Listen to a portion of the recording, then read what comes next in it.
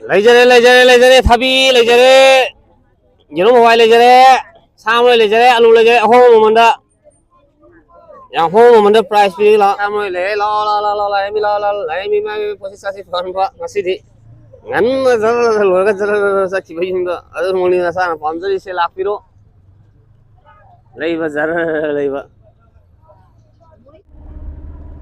Hello guys, sino halaman मैं पूर्ण Govind M सफोन इसिना halaman मैं पूर्ण हाँ मुक्त दा इको नो ना कुलम जरे सुंतरान ओक्सरी इसिना halaman मैं पूर्ण को sino halaman पूर्ण मा मौसा को मैं इंगसिसु बिजिटेबन योन बसले ना पाना अरु सिले इबा मानसांग पोसे बिजिटेबन कोविड ना में ओ इनिबिटे के पुलसले कोले का इने मगा कोई नौ लाख पगल ने पुना कोई अहुमोई दुंगाय हैप्पी जर्नी रसले हजे sino मैं पूर्ण ado ngasi ki sino yang puno ngasi lupa kya yoli ka mai to ngasi lupa kya pangi ha besi sino yang puno aro berde usara ki sino yang puno ado ai ngasi bi te ban yo mo ko sino yang puno puno yemina si sino yang puno kama mai yo mo ko pa kama mai to ba sino yemina si sino yang puno lenu sino yang puno ai sharing sibun sibuna sino hala mo yang puno subscribe like share comment to video mo sino hala mo yang puno ai 1k ogro ni sino yang puno ai sino yang puno na support Tawiduna ay senin sibuan kaya tayo kami sinaw may puno mo aro ay makum di ay sinaw may puno mo ay usir kaya sinaw may puno mo ay yung sundere ado away raza ma kiji taruk borat taruk ma kaya mo yung puno luwari kuy bora ako mamaga silay tre mana katanga hawai beans katang layri ito tabi lay jare ado ki hawai yung hawai layre samo layre alu kiji lupa nimpu Tapi khi ni yang khai samoi kuni home cuma lere koi nam sida lere nam sida pulau le minare sino ma puno ma sa to boy abo sumati numula koi te ma sa banu yo te ok tangai ri ma saman da la koi ke no la si ogai kamu le wax ba kamu le suna na cuma kamu le sino ma puno ma ado pesalo ki sindi sida le jare sida sing lere da khoi ni biti ai la min ba do lere hai ga amai to la si lere haji sona khoi ki kaksing ni imagine ni si le jina na na khoi kaksing ni kamu lere si le ima kaksing ni ma lai sabi lere si ko pai lere si asuna na bisim kabung thul man kamu lere si bogai khoi ai ju lere bogai si le jare khoi nok tomba si lere ado ma'am ऐसे मथां पोते यो मको बदो उसर के सिनो ma'am प्रमा ले जरे थाबी ले जरे यरो मोबाइल ले जरे सामले ले जरे आलू ले जरे हो मंदा yang ho मंदा प्राइस पे ला यरो वा sama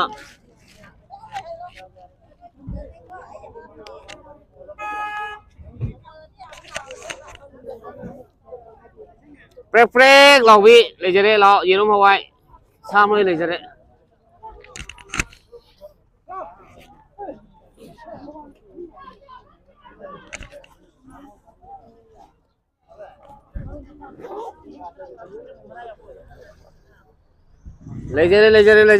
samle le la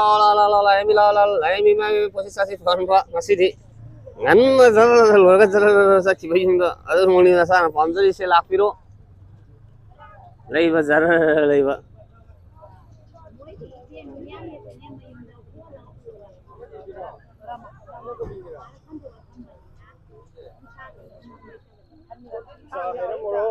thằng nào kia si kaya kunihum ada dia ma pamai kun tha taru chahung ga ya ma'am ahoi ma pamai kun tha taru chahung ga umpu tare samni phuan de ne ba ado samni phudi halle ado ma'am laibu kwai thiuna tanja ji da khi microphone ji ma'am chino ma'am punu mai yaw gi taw de ma'am ado moi samoi na kunyi hum to yo le am chino ma'am punu ma chi de da samoi kun hum to jam hum na yo le chino ma'am punu ma ma'am je ai posing le na am hai tare koi ai bunu si biduna keno ju to re mai bien te majing ju ma'am ai gi na ta lai la pi re ꯂꯩꯕ ꯂꯥꯛꯄꯤꯗꯨꯃꯛꯇꯗ ꯏꯆꯤꯟ ꯏꯅꯥꯎ ꯃꯌꯥꯝ ꯄꯨꯝꯅꯃꯛ ꯑꯗꯨꯛꯀꯤ ꯃꯇꯤꯛ ꯍꯥꯏꯅꯤꯡꯉꯥꯏ ꯑꯩꯒꯤ ꯃꯥꯏꯀꯩꯗꯒꯤ ꯀꯣꯚꯤꯠ ꯑꯦꯝ ꯁꯞꯄꯣꯔꯠꯀꯤ ꯃꯥꯏꯀꯩꯗꯒꯤ ꯍꯥꯏꯅꯤꯡꯉꯥꯏ ꯊꯥꯒꯠꯆꯕ ꯐꯣꯡꯗꯣꯛꯆꯔꯤ ꯃꯇꯨꯡꯗ ꯁꯨꯝ ꯂꯥꯛꯄꯤꯌꯨ ꯑꯩꯒꯤ ꯁꯥꯏꯠꯇꯒꯤ ꯑꯩꯅ ꯉꯝꯖꯕ ꯑꯣꯐꯔ ꯑꯗꯨꯝ ꯄꯤꯖꯒꯅꯤ ꯑꯩꯅ ꯃꯔꯤ ꯃꯉꯥꯗ ꯑꯣꯏꯔꯣ ꯂꯨꯄꯥ 2-3ꯗ ꯑꯣꯏꯔꯣ ꯍꯥꯏꯇꯥꯔꯦ ꯑꯩꯅ ꯉꯝꯖꯕ ꯑꯗꯨꯝ ꯑꯣꯐꯔ ꯂꯩꯖꯩ ꯏꯆꯤꯟ ꯏꯅꯥꯎ ꯃꯌꯥꯝ ꯄꯨꯝꯅꯃꯛ ꯑꯩꯒꯤ ꯆꯦꯅꯦꯜꯁꯤꯕꯨ ꯅꯨꯡꯁꯤꯕꯤꯗꯨꯅ ꯏꯆꯤꯟ ꯏꯅꯥꯎ ꯃꯌꯥꯝ ꯄꯨꯝꯅꯃꯛ ꯌꯦꯡꯕꯤꯔꯒ ꯑꯩꯒꯤ ꯏꯅꯥꯛꯇ ꯄꯣꯠ ꯂꯩꯕ ꯂꯥꯛꯄꯤꯕ ꯏꯆꯤꯟ ꯏꯅꯥꯎ ꯃꯌꯥꯝ ꯄꯨꯝꯅꯃꯛꯇꯨ ꯏꯆꯟ ꯏꯆꯦ ꯑꯃꯁꯨꯡ ꯏꯅꯦ ꯏꯃꯥ ꯍꯅꯨꯕꯤ ꯍꯅꯥꯔꯅ ꯍꯦꯟꯅ ꯈꯨꯗꯣꯡꯆꯥꯕ ꯑꯣꯐꯔ ꯄꯤꯖꯔꯤ ꯏꯆꯤꯟ ꯏꯅꯥꯎ ꯃꯌꯥꯝ ꯄꯨꯝꯅꯃꯛ ꯌꯥꯝ ꯅꯨꯡꯉꯥꯏꯕ ꯍꯥꯏꯔ ꯅꯨꯡꯉꯥꯏꯇꯕ ꯁ꯭ꯋꯥꯏ ꯃꯇꯦꯛꯁꯤꯃꯨꯛ ꯁꯥꯎꯔ ꯂꯣꯏꯔꯝꯃꯦ ꯑꯃꯨꯛ ꯍꯧꯔꯗꯤ ꯑꯃꯨꯛ ꯌꯨꯇꯨꯕ ꯇꯧꯋꯦ ꯑꯗꯨꯒꯤ ꯅꯝꯃꯤ ꯏꯃꯥ ꯑꯩꯒꯤ ꯌꯨꯇꯨꯕ ꯆꯦꯅꯦꯜ ꯀꯣꯚꯤꯠ ꯑꯦꯝ ꯁꯞꯄꯣꯔꯠꯅ ꯂꯩꯕꯅꯦ ꯑꯗꯣ ꯌꯦꯡꯉꯣ ꯏꯃꯥ ꯍꯥ ꯄꯣꯠ ꯌꯣꯟꯕꯩ ꯁꯤ ꯌꯦꯡꯉꯣ ꯏꯃꯥ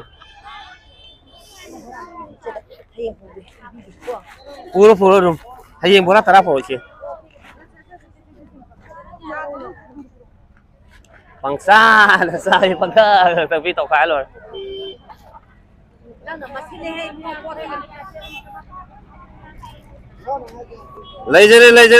ꯂꯩꯖꯔꯦ ꯊꯕꯤ ꯀꯦꯖꯤ ꯑꯅꯤꯗ ꯂꯨꯄꯥ 50 ꯑꯅꯤꯗ ꯂꯧꯔꯣ ꯀꯦꯖꯤ ꯑꯅꯤ ꯏꯃꯥ ꯏꯇꯩꯃ ꯑꯅꯤ ꯂꯧꯔꯣ ꯀꯦꯖꯤ ꯑꯅꯤ ꯑꯣꯜꯂꯒꯦ ꯅꯤꯝꯐꯨ ꯄꯩꯁꯥ ꯑꯆꯣꯏꯕ ꯌꯥꯎꯗꯦ ꯆꯥꯝꯃ ꯄꯤꯔꯛꯑꯣ ꯖꯁꯥ ꯄꯤꯔꯛꯀꯦ ꯍꯥ ꯑꯂꯨ ꯂꯨꯄꯥ 90 ꯍꯧꯖꯤꯛ ꯀꯨꯟ ꯑꯍꯨꯝ ꯇꯥꯃꯣ ꯆꯥꯝꯃ ꯇꯥꯊꯣꯛꯄꯤꯒꯦ ꯑꯃ ꯍꯥꯞꯄꯤꯒꯦ ꯆꯅꯤ ꯇꯥꯃꯣꯁꯤꯅ ꯆꯅꯤꯒꯤ ꯀꯌꯥ ꯍꯥꯞꯇꯣꯏꯅꯣ ꯍꯥꯏꯕꯗꯤ ꯑꯩꯅ ꯆꯅꯤꯒꯤ ꯆꯥꯝꯃꯗ ꯑꯃ ꯍꯥꯞꯄꯗꯤ ꯆꯥꯝꯃ ꯇꯔꯥ ꯇꯥꯇꯨꯛ ꯇꯧꯔꯦ ꯑꯗ ꯆꯅꯤꯒꯤꯗꯤ ꯑꯩꯅ ꯑꯅꯤ ꯑꯃ ꯍꯥꯞꯇꯣꯛꯄꯤꯒꯦ ꯇꯥꯃꯣ ꯃꯤꯒꯤ ꯀꯁꯇꯃꯔꯒꯤ ꯋꯥꯈꯜꯂꯣꯟꯗꯨꯗ ꯍꯥꯏꯇꯥꯔꯦ ꯑꯩꯅ ꯃꯃꯥꯡꯗ ꯍꯥꯏꯖꯈꯤꯕ ꯃꯃꯥꯡꯒꯤ ꯚꯤꯗꯤꯑꯣꯁꯤꯡꯗꯨꯗ ꯑꯩꯅ ꯍꯥꯏꯖꯈꯤꯕꯗꯣ ꯅꯨꯡꯇꯤ ꯀꯁꯇꯃꯔꯗꯤ ꯑꯩꯅ ꯈꯨꯗꯣꯡꯆꯥꯕ ꯄꯤꯖꯒꯅꯤ ꯍꯥꯏꯕꯗꯣ ꯑꯗꯨꯒꯤ ꯃꯇꯧꯒꯨꯝꯅ ꯑꯩꯅ ꯉꯁꯤꯁꯨ ꯑꯩꯈꯣꯏꯒꯤ ꯇꯥꯃꯣꯖꯤꯗꯁꯨ ꯍꯥꯏꯇꯥꯔꯦ ꯆꯥꯝꯃꯒꯤ 10 ꯇꯧꯔꯦ ꯑꯃ ꯍꯥꯞꯄꯒ ꯆꯥꯝꯃ ꯇꯥꯇꯨꯛ ꯇꯧꯕꯗ ꯑꯩꯅ ꯑꯃꯨꯛ ꯃꯥꯅ ꯂꯨꯄꯥ 100ꯒꯤ ꯑꯩꯒꯤ ꯃꯔꯨ ꯂꯧꯕꯤꯕꯒꯤꯗꯃꯛꯇ ꯑꯩꯅ ꯆꯥꯝꯃꯒꯤ 30 ꯄꯤꯊꯣꯛꯑꯦꯕ ꯑꯅꯤ ꯑꯃꯁꯨ ꯑꯣꯐꯔ ꯇꯧꯔꯒ ꯃꯌꯥꯝ ꯑꯗꯨꯅ ꯑꯩꯒꯤ ꯅꯥꯛꯇ ꯅꯨꯡꯇꯤ ꯂꯥꯛꯄꯤꯕ ꯀꯁꯇꯃꯔꯅꯤ ꯑꯩꯅ ꯍꯦꯟꯅ ꯈꯨꯗꯣꯡꯆꯥꯕ ꯄꯤꯖꯩ ꯍꯥꯏꯇꯥꯔꯦ ꯏꯆꯤꯟ ꯏꯅꯥꯎ ꯃꯌꯥꯝ ꯄꯨꯝꯅꯃꯛ ꯑꯗꯣ ꯑꯩꯒꯤ ꯉꯁꯤꯒꯤ ꯃꯥꯏꯛꯐꯣꯟ ꯌꯥꯝ ꯅꯨꯡꯉꯥꯏꯇꯕ ꯍꯥꯏꯇꯥꯔꯦ ꯏꯆꯤꯟ ꯏꯅꯥꯎ ꯃꯌꯥꯝ ꯄꯨꯝꯅꯃꯛ ꯑꯗꯣ ꯅꯨꯡꯉꯥꯏꯇꯕ ꯃꯔꯝ ꯃꯇꯦꯛ ꯃꯇꯦꯛ ꯁꯨꯝ ꯑꯩ ꯍꯥꯞꯆꯔꯛꯑꯕꯅꯤ ꯏꯆꯤꯟ ꯏꯅꯥꯎ ꯃꯌꯥꯝ ꯄꯨꯝꯅꯃꯛ ꯑꯗꯨ ꯇꯥꯃꯣꯁꯤ ꯍꯔꯥꯎꯅ ꯀꯩꯅꯣ ꯇꯧꯔꯦ ꯏꯃꯥꯗꯨꯁꯨ ꯑꯂꯨ ꯈꯔ ꯈꯜꯂꯦ ꯂꯧꯔꯦ ꯑꯗꯨꯃꯥꯏꯅ ꯇꯧꯔꯒ ꯏꯃꯥꯗꯨꯁꯨ ꯌꯥꯝ ꯅꯨꯡꯁꯤꯖꯩ ꯑꯩꯒꯤ ꯅꯥꯛꯇ ꯀꯁꯇꯃꯔ ꯑꯩ ꯄꯣꯠ ꯂꯩꯕ ꯂꯥꯛꯄꯤꯕꯁꯤꯡ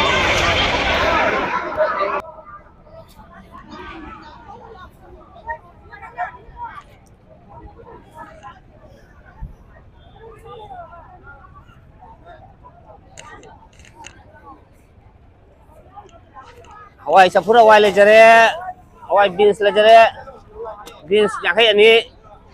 ha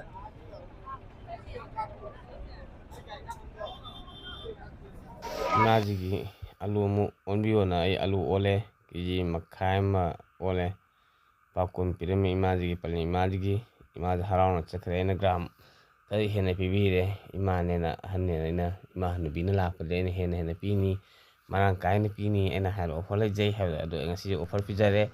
ꯏꯃꯥ ꯍꯅꯨꯕꯁꯤꯡ ꯂꯥꯛꯄꯗ ꯏꯃꯥ ꯍꯅꯨꯕꯤꯁꯤꯡ ꯂꯥꯛꯄ ꯃꯇꯝꯗ ꯑꯩꯅ ꯑꯍꯟ ꯑꯣꯏꯔꯕ ꯏꯄꯥꯁꯤꯡ ꯂꯥꯛꯄ ꯃꯇꯝꯗ ꯑꯩꯅ ꯑꯣꯐꯔ ꯍꯥꯏꯇꯥꯔꯦ ꯃꯆꯥ ꯑꯩꯒꯤ ꯑꯉꯝꯕ ꯑꯣꯐꯔ ꯍꯥꯏꯇꯥꯔꯦ ꯂꯨꯄꯥ 5ꯗ ꯑꯣꯏꯔꯁꯨ 10ꯗ ꯑꯣꯏꯔꯁꯨ ꯍꯥꯏꯇꯥꯔꯦ ꯏꯃꯥꯁꯤꯡꯁꯤꯒꯤ ꯑꯩꯅ ꯄꯤꯖꯒꯅꯤꯅ ꯄꯤꯖꯩ ꯏꯃꯥꯅꯁꯨ ꯑꯗꯨꯝ ꯑꯍꯦꯟꯕ ꯑꯩ ꯀꯩꯁꯨ ꯈꯟꯗꯦ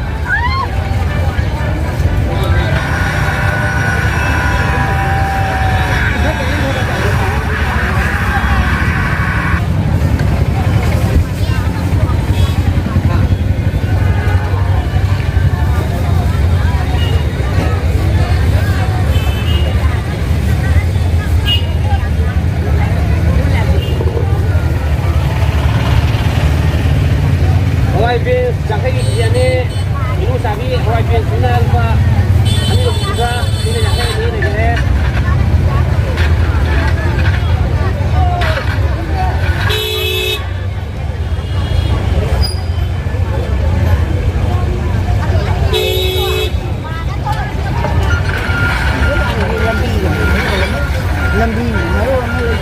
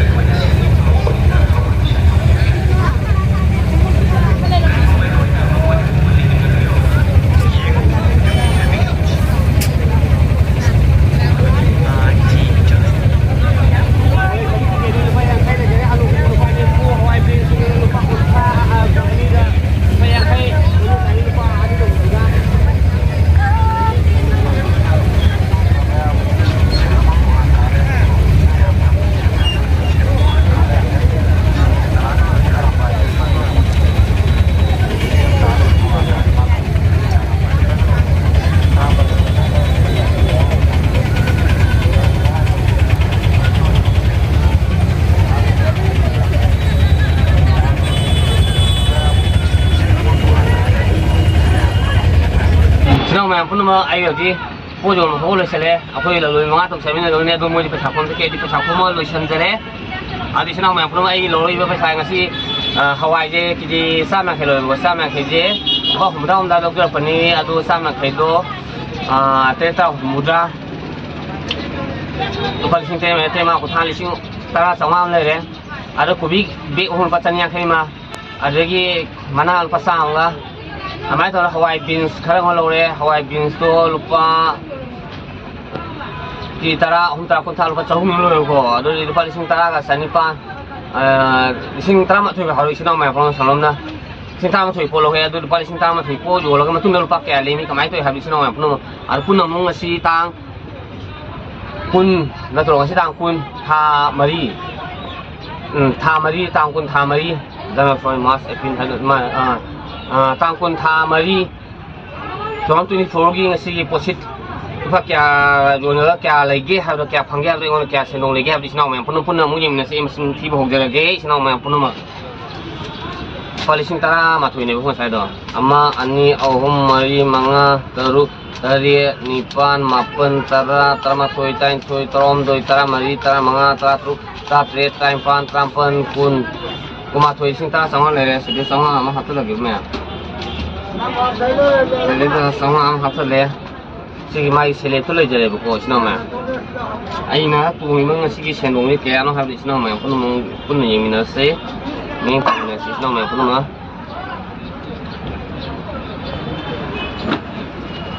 Gari berai ke kaduk ti sini tu, yang tu nama yang hai tu, ni mina ke kami nasi gari berai ni.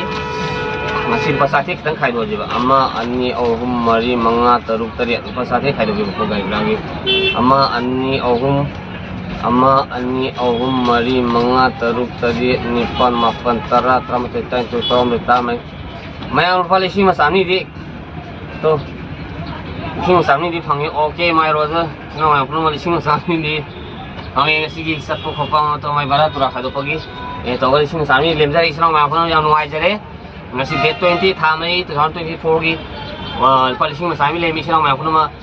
masih hari isina mai phunuma ilu sinjaragi isina mai phunuma thabu butan dari isina mai phunuma pasai pisang tan ni baza jadi isina mai phunuma pot ai thang mo khop tu lu pa satu ati no da mutia na phangi hui muslim masa hui meang masa hai ta ado tan butan dari baza thabu ati isina mai phunuma ado masih hari isina mai phunuma tu gi ngasigi masih hari isina mai phunuma ngasigi na di kana rasan jadi isina mai phunuma na yai phore